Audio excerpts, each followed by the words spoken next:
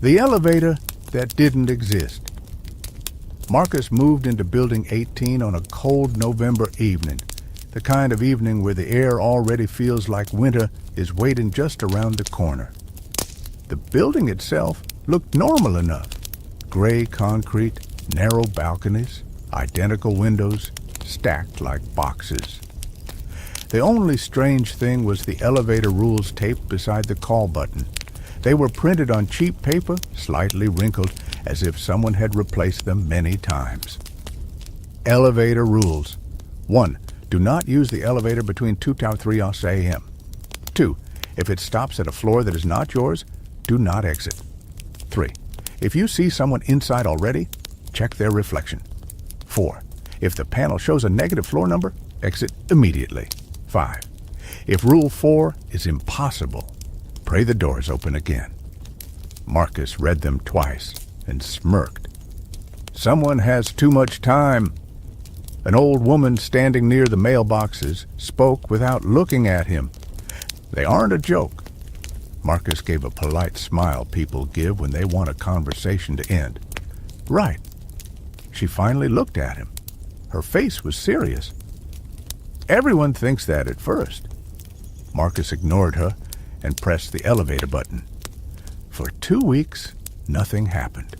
The elevator worked like any normal elevator. It creaked, the light buzzed. Sometimes it took longer to arrive. Markus worked late in IT support and often came home after midnight. Routine formed. Work, elevator, apartment, sleep. Until one night, routine broke. Tuesday, 2:11 a.m. Markus entered the empty lobby, shoulders heavy with exhaustion. He pressed the elevator button. It arrived instantly. That was unusual. This elevator was slow, always slow. The doors opened as if they had been waiting. The inside light flickered once. Markus stepped inside. Pressed 8. Doors closed. The elevator began moving. 5 seconds later, Markus noticed something wrong. The movement felt heavy, not upward, downward. He looked at the display. 3, 2, 1. Markus frowned. No. The button for 8 was still glowing. The elevator jerked softly, then the display changed. 1. His mouth went dry. He suddenly remembered the paper rules. If the panel shows a negative floor number, exit immediately. The elevator stopped. The doors opened. There was no hallway, just darkness, not the normal absence of light. This looked thick, like smoke that refused to move. The elevator light stretched into it only a few centimeters before being swallowed. Markus did not move. His instinct screamed at him to stay inside. Then he heard breathing, slow, wet, not his. Something shifted in the darkness, a shape almost forming, then disappearing. Then a voice, very soft, very close. You came early? Markus slammed the close door button. Nothing happened. He pressed it again. Again. The button felt soft, like pressing skin instead of plastic. He looked down. For a second he thought the buttons were slightly warm. Then the doors suddenly closed by themselves. The elevator began moving again, up this time. Markus let out a shaky breath. Just a malfunction. The display climbed. 0, 1, 2, 3. At floor 5, the elevator stopped again. Markus hadn't pressed anything. The doors opened. A man stood outside, tall, thin, wearing what looked like an old security uniform. His face looked normal, almost too normal. Going up? The man asked. Markus hesitated, then nodded. The man stepped in. The doors closed. Markus remembered Rule 3. If you see someone inside already, check their reflection. Slowly, Markus looked toward the mirrored wall. He saw himself, pale, tired. Then he saw the man, except something was wrong. The man's reflection was smiling. The real man was not. Markus felt ice crawl down his spine. In the mirror, the reflection slowly turned its head toward Markus. The real man kept staring forward. Then the reflection raised one finger to its lips. Shh. Markus stopped breathing. The elevator continued rising. 6, 7. At floor 7, the man stepped out. Before leaving, he turned to Markus and said quietly, "You should have taken the stairs." The doors closed. Markus looked back at the mirror. His own reflection was a second too slow to copy him. He moved his hand. It copied, but slightly delayed, like bad internet lag. When the elevator reached floor 8, Markus rushed out. He didn't look back. That night, he locked his door. At 2:46 a.m., he heard the elevator moving back and forth, up, down, too often, too fast. Around 3 a.m. it stopped. Then he heard something else. Ding, the arrival sound, from his floor. Then 3 slow knocks on his apartment door. Markus did not move. The knocks came again. Then a voice through the wood, his own voice. "Markus, open the door. You forgot something downstairs." Markus covered his mouth to stop himself from breathing loudly. The handle slowly moved, very slowly, then stopped. Footsteps left. Next morning, he checked the hallway camera recording posted in the Tenant app. At 2:47 a.m., the elevator opened. Markus stepped out. Markus walked to his own door. Markus knocked. Markus stood there smiling for 2 full minutes. Then Markus walked back into the elevator. But real Markus had never left his apartment. After that night, he started using the stairs. Everyone eventually does. But sometimes at night, when the building is silent, residents still hear the elevator arrive at floors nobody requested. Sometimes it opens, sometimes it waits. And sometimes, if someone is unlucky enough to be awake and looking at their door at exactly 2:17 a.m., they might hear 3 slow knocks, and their own voice on the other side saying, "This time you have to come with me." The elevator that waits. Nobody noticed when the extra button first appeared. Or maybe they did notice and simply chose not to talk about it. Building 18 was that kind of place. People avoided eye contact. Neighbors didn't ask questions. If something strange happened, it became part of the background like the hum of old pipes or the flicker of dying hallway lights. Markus had lived there only 3 weeks when he first saw it. At first he thought it was a trick of exhaustion. He worked late fixing server failures and software crashes, his sleep schedule destroyed by rotating shifts. At 2:23 a.m., everything looks slightly unreal anyway. But he was sure of one thing. When he moved in, the elevator only had buttons from 0 to 12. Now there was another one, small, unlabeled, matte black, not backlit like the others, just sitting beneath 0 like a missing tooth. He touched it once. It was colder than the other buttons. Not metal cold. Outside in winter cold. He pulled his finger back immediately. Probably maintenance, he muttered to himself. But maintenance buttons usually have labels, or covers, or keys. This one looked grown, like it belonged there, like it had always been there, and he had only just earned the right to see it. He didn't press it, not that day, not the next day, but he started noticing other things. The elevator sometimes arrived already occupied, not by people, by warmth, like someone had just left. Sometimes a faint smell like wet concrete filled the cabin. Sometimes fingerprints appeared on the mirror that nobody admitted making. Then came the sounds. Soft tapping inside the walls while the elevator moved, too irregular to be mechanical. 3 taps, pause. 2 taps, pause. 3 taps again, like something practicing a pattern. Markus started taking the stairs at night. Most residents did. If you live there long enough, you notice nobody used the elevator between 2 and 3 a.m. Not because of a rule, because of experience. One Thursday, he asked his neighbor Elias why. Elias just said, "Because it learns your floor." Markus laughed. Elias didn't. "What does that mean?" Markus asked. Elias shrugged. "It learns where you feel safe." "That makes no sense." "Exactly." A week later, Elias moved out without telling anyone. His mailbox remained full. His name stayed on the door. But he was gone. The landlord said relocation. Nobody believed him. Then came the night Markus pressed the wrong button. He swore later he only pressed 8. He would swear it to police, to priests, to anyone.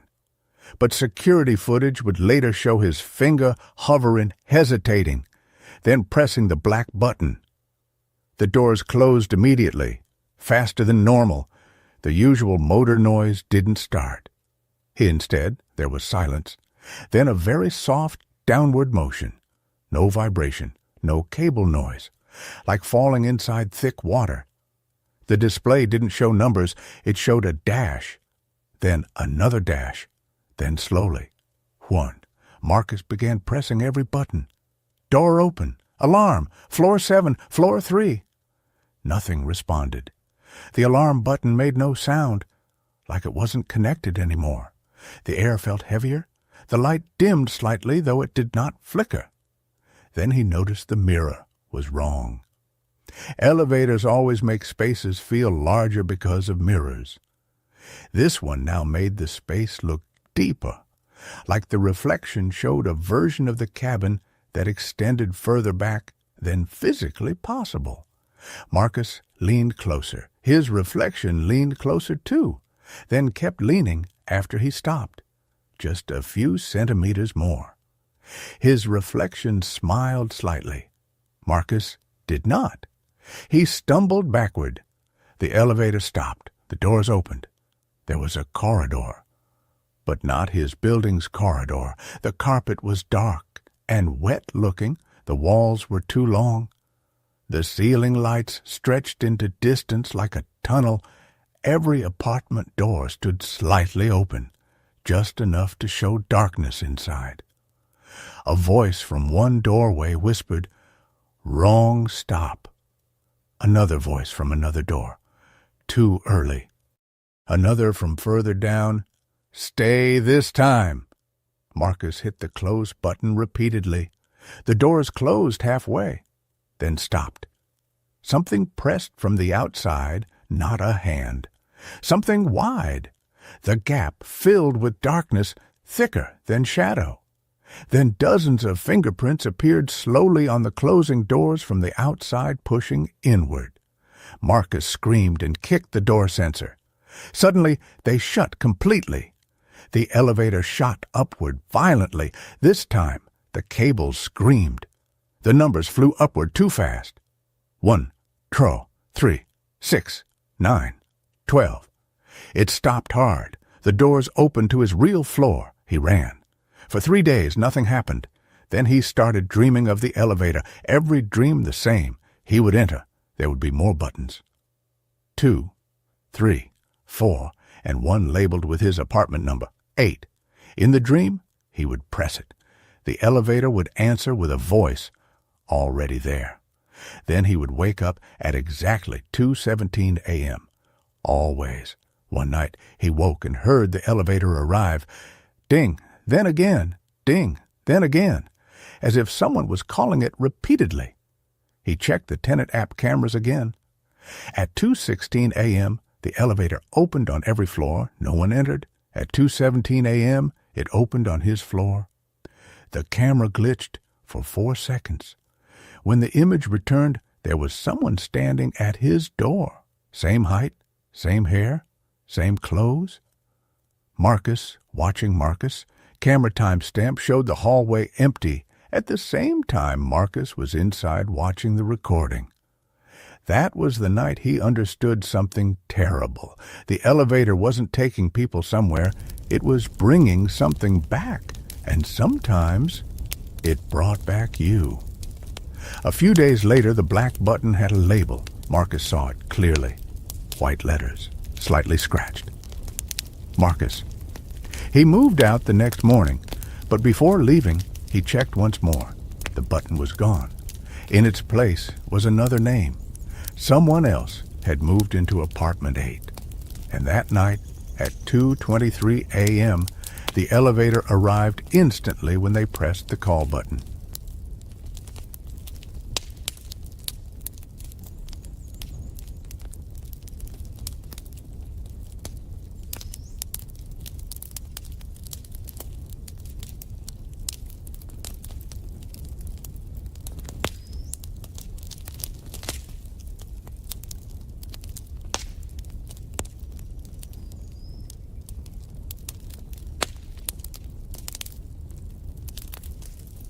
The elevator that memorizes you. The first strange thing about Building 18 was not the elevator. It was how nobody talked in the elevator. In most apartment buildings, people at least nod, maybe check their phones, maybe exchange the awkward half-smile of strangers forced into a small metal box. Not here. Here, when two people entered together, they stood as far apart as possible and stared at the floor numbers like prisoners watching a countdown. Markus noticed this during his first week, but assumed it was just German coldness mixed with city life. Then he noticed something else. Nobody ever pressed their button immediately. They would enter, wait, then press it at the last second before the doors closed, like they were making sure the elevator didn't choose for them. Markus thought that was odd, but not frightening. Not yet. The frightening part came later when he realized sometimes nobody pressed anything at all, and the elevator still moved.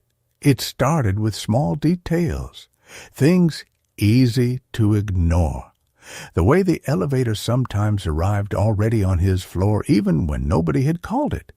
The way the doors occasionally opened a few centimeters, then closed again like something had changed its mind. The way the mirror sometimes seemed slightly foggy, even though nobody had breathed on it. Then came the first real incident. It was 2:14 a.m. Markus remembered the time because later he would start documenting everything, writing times, sounds, movements, like evidence would somehow make it logical. He entered the elevator alone, pressed 8. The doors closed. Halfway up, the elevator stopped at 4. Nobody had pressed it. The doors opened. A woman stood there, maybe mid-30s, brown coat, pale face. She didn't move. "Are you getting in?"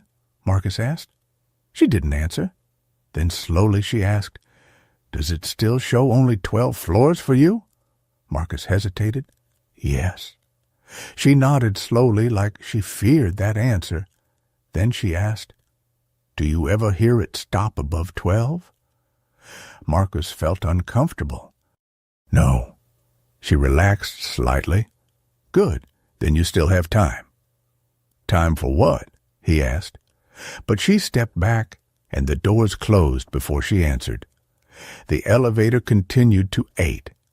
When Markus looked back down the shaft display as it closed, he noticed something impossible. The panel on floor 4 showed 13 for just a fraction of a second. The next day, he tried to find her. No apartment name matched her description. No one had seen her.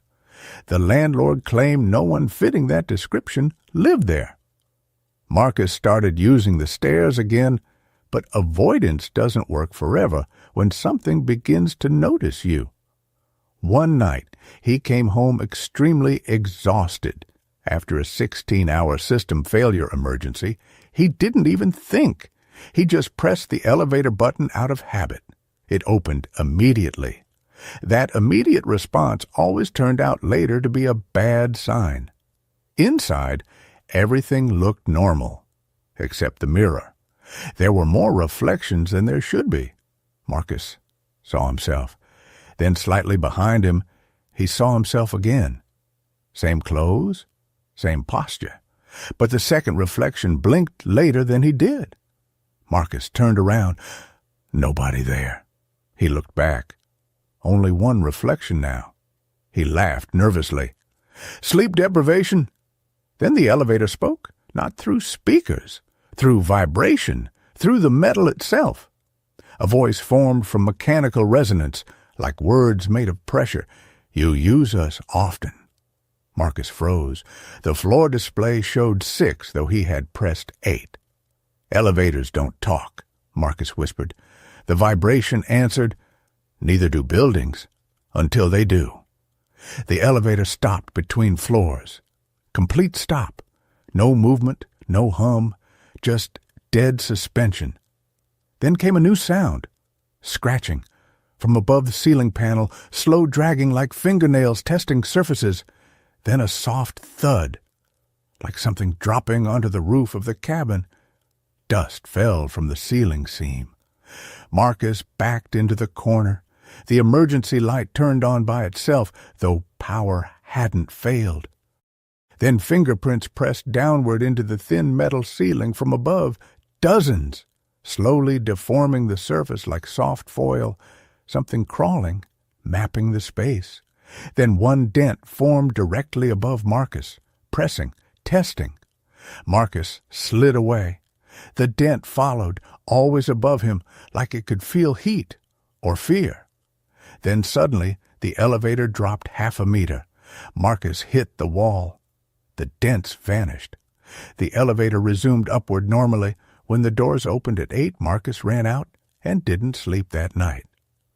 The next morning, he noticed something new, a faint rectangular outline on the button panel, like something had once been there and been removed. That afternoon, he saw a maintenance worker opening the control panel. Markus asked casually, "Was there ever a basement level?" The worker stopped moving. Very slowly he asked, "How long have you lived here?" "A month." The worker nodded. "Then it hasn't asked you yet." "What?" The worker closed the panel. "If it asks, say no." "If what asks?" But the worker had already left. That night, Markus began hearing the elevator, even when he wasn't using it. 1:58 a.m. Movement. 2.03 a.m. Movement. 2.17 a.m. Always 2.17. Always a stop on his floor. Always 3 seconds of open doors. One night, he forced himself to look through his peephole. The elevator doors were open. The inside light was off. But something darker than darkness filled the cabin, like depth instead of shadow. Then a shape moved forward slightly, not stepping out, just checking distance. Then it retreated. Doors closed. 2 nights later came the knocking, not on his door, from inside his walls. 3 knocks, pause, 3 knocks, pause, then from the floor beneath his bed, then from the ceiling above his head, mapping him in 3 dimensions, like confirming location. Markus started sleeping with lights on. Then came the worst discovery. One evening he checked old building forums online. Buried in a 9-year-old thread, he found a comment. "If the elevator ever learns your name, move immediately." Another reply asked what that meant. The answer, "You'll see it where the floor number should be." Markus stopped breathing as he read that, because 2 nights earlier, when the doors had briefly opened at his floor without him calling it, he thought he saw letters instead of numbers. He told himself it was imagination. Until the night he was too slow reaching the stairs. Until the night the doors opened before he could turn away. Until the night he saw the display clearly. Not 8, not numbers, just one word, Markus, and beneath it, a new button softly glowing.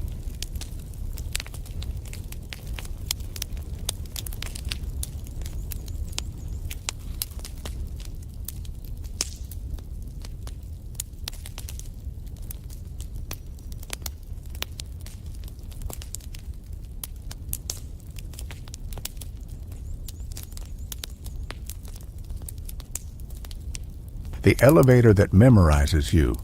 Part 2, the floor that knows your name. Markus did not press the new button. He stood frozen inside the elevator, finger hovering in the air, while the soft glow of the button labeled Markus pulsed slowly like a heartbeat. The cabin felt warmer than usual. Not comfortable warm, body warm, like too many people had been inside recently. The air smelled faintly metallic, like coins held too long in sweaty hands. The display above the door no longer showed a floor number. It simply repeated his name. Markus. Pause. Markus. Pause. Markus. The rhythm felt deliberate, like breathing. Markus slowly moved his hand back. No, he whispered, remembering the maintenance worker. If it asks, say no. The elevator responded instantly, not with sound, with motion. The cabin gave a tiny downward jerk, like disappointment. Then the button light dimmed slightly. Markus pressed 8 with shaking hands. For a second, nothing happened. Then the doors closed. The elevator began rising, but too slowly, much slower than normal, like it was thinking. Halfway up, the display changed again. Not to numbers, to words. You saw it. Markus stopped breathing. The letters flickered. Others pressed. Then, you will press. No, Markus said louder. The elevator stopped. Complete silence filled the cabin. Then something new happened. The mirror did not show Markus anymore. It showed the elevator empty. Markus turned around violently. He was still there, but not in the reflection. Then slowly, from the top of the mirror image, something lowered into view. A face. His face, but wrong. Skin slightly gray. Smile slightly too large. Eyes completely black. Reflection. Markus placed its hand against the mirror from inside. Real Markus stumbled backward. Reflection. Markus mouthed words with no sound. Markus read the lips. You already did. Then the reflection suddenly copied him again normally, like nothing happened. The elevator resumed movement. Doors opened at 8. Markus ran out again. That night he began packing. Not everything, just essentials. Laptop, documents, clothes. He told himself he would leave in the morning. That was the plan.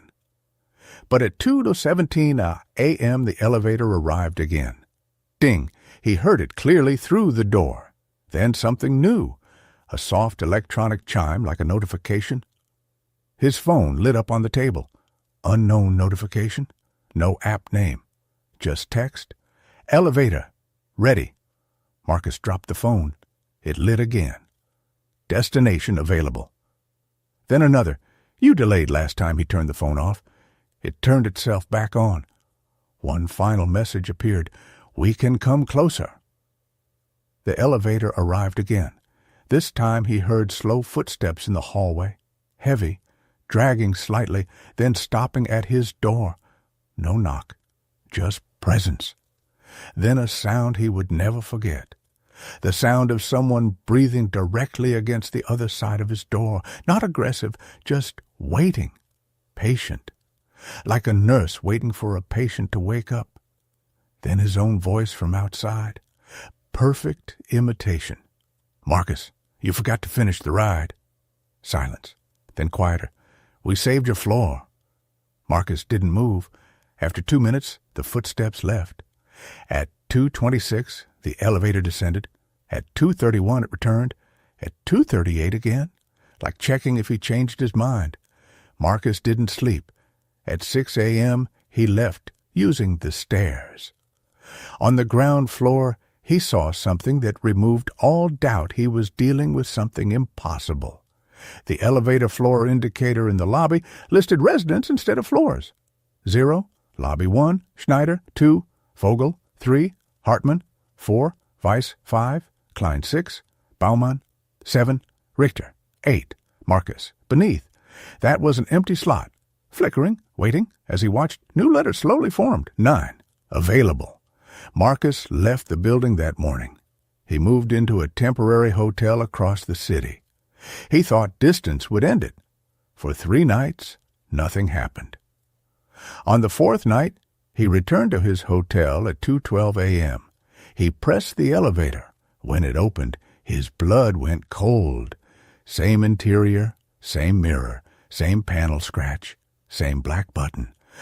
Even the small burn mark near the alarm switch. "No," he whispered. A couple entered behind him impatiently. "Are you getting in or not?"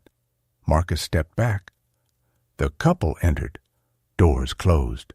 The man pressed 5. Markus watched the display. 5 lit. Then beneath it, very briefly, another label appeared.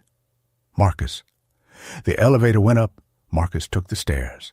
The next day, he checked out and moved again. This time to another district, then another town. For 2 weeks, he only used stairs everywhere. Malls, offices, parking garages. He became obsessive, counting floors, avoiding lifts. Until one day at work, his manager said, "Server room is on 11. Stairs are locked. Take the elevator." Markus refused. Manager insisted. Markus eventually gave in. He told himself, different building, different system, different elevator. He pressed the button. Doors opened. Inside was completely normal. Stainless steel. No mirror. New panel. He relaxed slightly. Pressed 11. Doors closed. The elevator moved, then stopped at 2. Doors opened. Nobody there. But he heard a familiar vibration through the walls. The same mechanical voice. "Found you!" Markus began screaming for help.